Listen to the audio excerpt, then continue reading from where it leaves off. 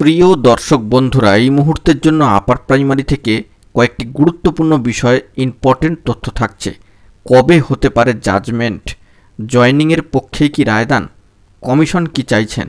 বেশ কিছু আর্জেন্ট তথ্য উঠে আসছে, তাই জরুরি ভিত্তিতে এই ভিডিওটা কিন্তু আপনাদের জন্য ক্রিয়েট করতেই হচ্ছে। বন্ধুরা, ভিডিওটিকে সম্পূর্ণ শেষ পর্যন্ত দেখে নেবেন, চ্যানেলটিকে সাবস্ক্রাইব করে নেবেন এবং অবশ্যই সঙ্গে থাকবেন। চলুন কথাবার্তা না বাড়িয়ে আমরা মেন টপিকে ফোকাস করে সম্পূর্ণ বিষয়টিকে জেনে নেওয়ার চেষ্টা করি।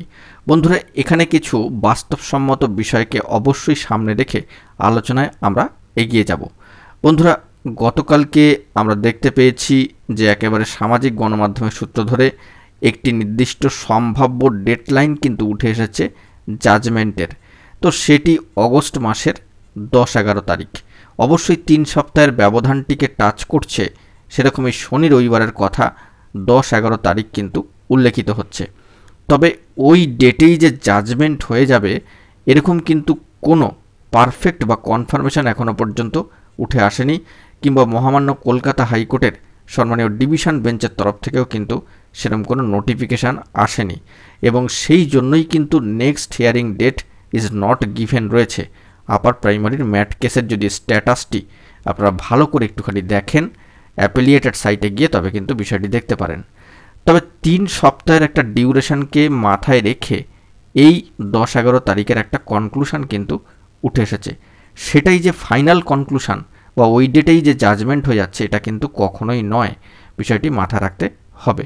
তো জাজমেন্ট কবে হবে এই বিষয়ে চাকরি প্রার্থীরা জানতে চাইছেন। গতকালকেও ইন্টারভিউ বঞ্চিতরা সিট আপডেটের দাবিতে রাজপথে নেমেছেন। জাজমেন্ট হওয়ার আগেই তারা কিন্তু এই দাবি রাখতে চাইছেন যে সিট আপডেট করে নিয়োগ প্রক্রিয়া সম্পন্ন হোক। তারা কমিশন এবং সম্মানীয় বিচার ব্যবস্থা এবং সম্মানীয় ডিভিশন বেঞ্চের 11 নম্বর কোর্টের সম্মানীয় বিচক্ষণ বিচারপতির দৃষ্টি আকর্ষণের চেষ্টা করেছেন, যাতে করে অর্ডারে সিট আপডেটের বিষয়টি উল্লেখিত হয়। তো আপনারা বুঝতেই পাচ্ছেন যে জাজমেন্ট এবং জাজমেন্ট আসার দিনটি ঘোষণা হওয়ার সাথে সাথেই কিন্তু সকলের মনে একটা উৎকণ্ঠার জায়গা তৈরি হবে। এখনও পর্যন্ত জাজমেন্ট আসার অফিসিয়ালি কোনো ডেডলাইন কিন্তু উল্লেখিত হয়নি, এই বিষয়টিকে মাথায় রাখতে হবে। তবে আপনাদেরকে ইতিপূর্বে জানিয়েছি যে 21 থেকে 25 দিনের যে ডিউরেশনটা, সেটা কিন্তু মাথায় রেখেই এগোতে হবে। যেহেতু ম্যাট কেস দীর্ঘ সময় ধরে চলেছে এবং এর সাথে একাধিক ভ্যালুয়েবল জিনিসগুলো যুক্ত হয়ে রয়েছে, অর্থাৎ কোন পক্ষে রায় যাবে, কোন পক্ষ বঞ্চিত হবে, এই যাবতীয় বিষয়গুলি অবশ্যই অবজার্ভ করার প্রয়োজনীয়তা রয়েছে।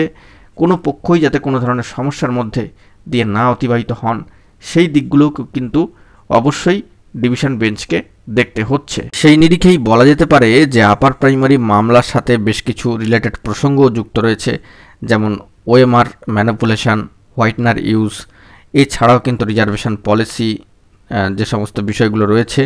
পাশাপাশি রয়েছে যে সিট আপডেট সংক্রান্ত আরও বিষয়। তো সব দিকে লক্ষ্য করতে গেলে এই সমস্ত বিষয়গুলোকে মাথায় রেখে একটা জাজমেন্ট আসতে গেলে বেশ কিছু সময় কিন্তু লাগবে।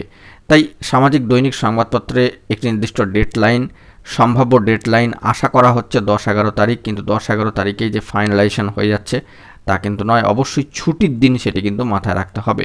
হয়তো 12 তারিখেও এ বিষয়ে জাজমেন্ট আসতে পারে, হয়তো 10 তারিখের পরবর্তী যে নতুন সপ্তাহ আসছে সেই সপ্তাহতেও কিন্তু জাজমেন্ট আসতে পারে। মোটামুটিভাবে ধরে নেওয়া যেতে পারে যে অগস্ট যে মাস যে আসতে চলেছে, মোটামুটিভাবে একটা বিষয় ধরে নেওয়া যেতেই পারে, যেহেতু একটা সম্ভাব্য ডেডলাইন উঠে এসেছে 3 সপ্তাহের ব্যবধানটাকে টাচ করে। তো সেহেতু অগস্ট মাসের 2nd উইক, 3rd উইক কিংবা মাঝামাঝি সময়টা কিন্তু এই জাজমেন্টের ডে হয়ে যেতে পারে।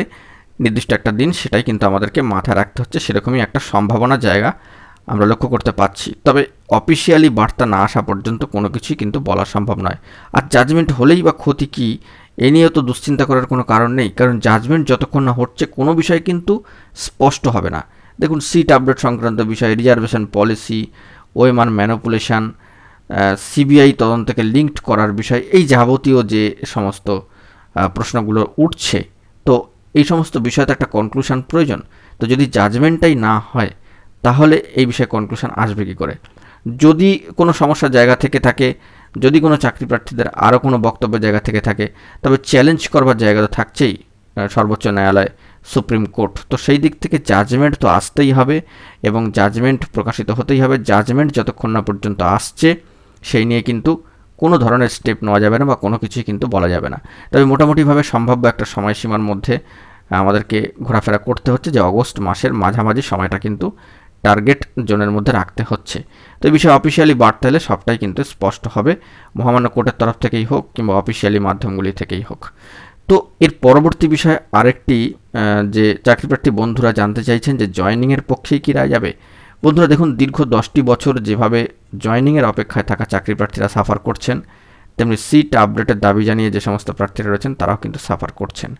নন ট্রেন্ড বন্ধুরা, নন ট্রেন্ড ট্রেনিং আপডেটের ইস্যুটাকে নিয়ে যারা রয়েছেন তারাও কিন্তু সেই 10টা বছরই সাফার করছেন। অন্যদিকে সেকেন্ড ফেজ কাউন্সেলিংয়ের অপেক্ষায় যারা রয়েছেন তারাও কিন্তু সমানভাবে এই 10টি বছরের চলে যাওয়ার যন্ত্রণাকে অনুভব করছেন। এবং কেসের আওতাভুক্ত নয়, একদম বাইরে রয়েছেন যারা, তারাও কিন্তু সমানভাবে সাফারার। তো সব দিক থেকে এটা বিচার বিবেচনা করে বলা যেতে পারে যে পূর্বে একটু আগে উল্লেখ করলাম যে যখন একটা দরজা খুলবে সেখান থেকে কিন্তু বাকি পদগুলো একটু হলে বার হয়ে আসবে বা লক্ষ্য করা যাবে।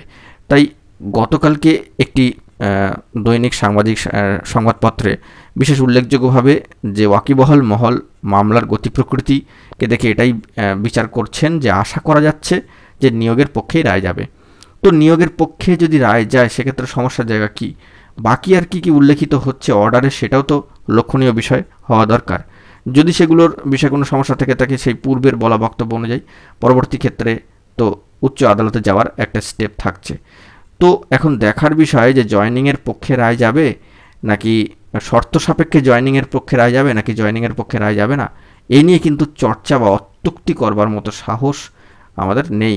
কারণ এগুলি মহামান্য কলকাতা হাইকোর্টের ডিভিশন বেঞ্চে সম্মানীয় বিচারপতি 11 নম্বর কোর্টের সম্মানীয় তৌব্রতী চক্রবর্তী মহাশয়ের ডিভিশন বেঞ্চ কিন্তু বিচার করবেন। কারণ তাদের হাতেই কিন্তু জাজমেন্টের দায়িত্ব, তারা অবজার্ভ করেছেন দীর্ঘ সময় ধরে। এবং অবশ্যই এই আপার প্রাইমারি মামলা একাধিক বেঞ্চ ঘুরে কিন্তু এসেছে এবং দীর্ঘ কয়েক বছর ধরে কিন্তু চলেছে। তো সেই বিষয়টাকে কিন্তু মাথায় রাখতে হবে।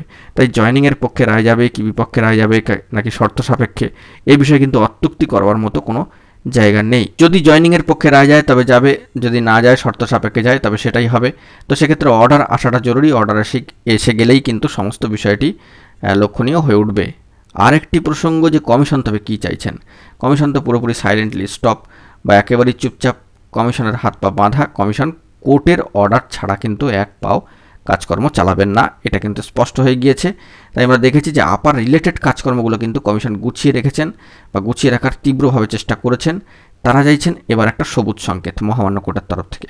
তো গতকালকেও একটি বার্তা উঠে এসেছে সম্মানীয় চেয়ারম্যান সাহেবের তরফ থেকে, West Bengal central school service কমিশনের সম্মানীয় সিদ্ধার্থ মজুমদার মহাশয় কিন্তু চাইছেন এবার এটার একটা ফয়সালা হবেই। অর্থাৎ কমিশন যে এই বিষয়টাকে নিয়ে অত্যন্ত পজিটিভ এবং তারা যে তৎপর, কাজ যে গোছানো রয়েছে, একটা শুধুমাত্র অর্ডার বা নির্দেশ বা সবুজ সংকেত বা দরজা খোলার অপেক্ষা, তারপরেই কিন্তু তারা পরবর্তী ধাপের প্রসেসে অগ্রসর হবেন, এমনটাই আশা। তাই এখন কিন্তু আর কোনো কিছুই বলার সময় নেই, এখন শুধুমাত্র দেখার সময় যে কবে কোন দিন জাজমেন্ট আসছে। এই জাজমেন্ট এসে গেলেই তার পরবর্তী ক্ষেত্রে পরবর্তী জন্য যদি কোনো স্টেপ বা পদক্ষেপের নেওয়ার দরকার থাকে সেটা কিন্তু পরবর্তী আলোচনা বা বিচার্য বিষয় হয়ে উঠবে। তো এই খবরটাই উঠে আসছে। এখন এই পর্যন্তই। গুরুত্বপূর্ণ আপডেটগুলি পাওয়ার জন্য চ্যানেলটিকে সাবস্ক্রাইব করে সঙ্গে থাকুন। ধন্যবাদ।